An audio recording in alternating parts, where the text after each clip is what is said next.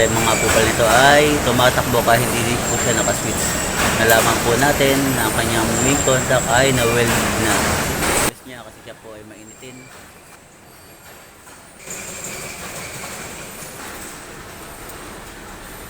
Natin ay kung patay ko gumawa ng kalalim.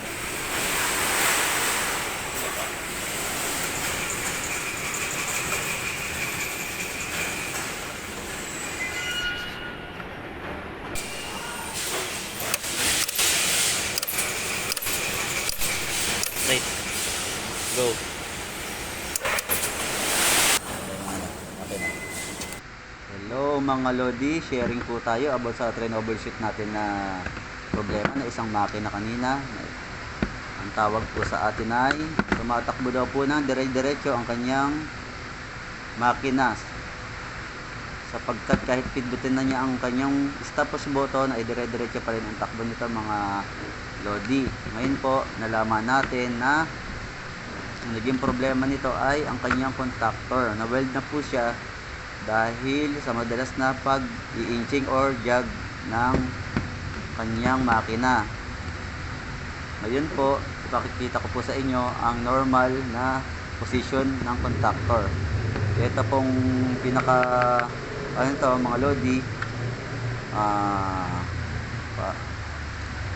ito po yung naglalat sa kanya kapag yan ay nagkaroon po ng supply. Yan po yan, normal position niya, yan po ay nakaangat mga Lodi. Yan kapag yan po ay nalagyan natin ng supply. Ito ang po yung pinagpalitan namin na contactor mga Lodi. Yan po, wala po yung supply. Yan po, wala pong wiring niya mga Lodi.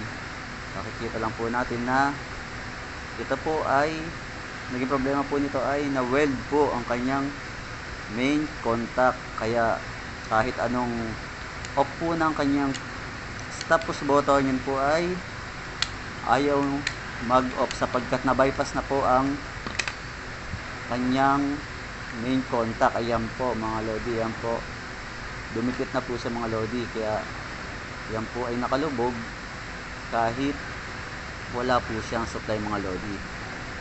Ayan, pag once na maka-encounter po kayo ng ganitong problema, ayun lang po, pwede nyo pong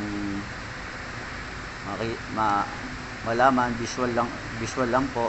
Tingnan nyo lang po yung contactor kung ito ay nakalubog kahit naka-off na ang kanyang push button stop.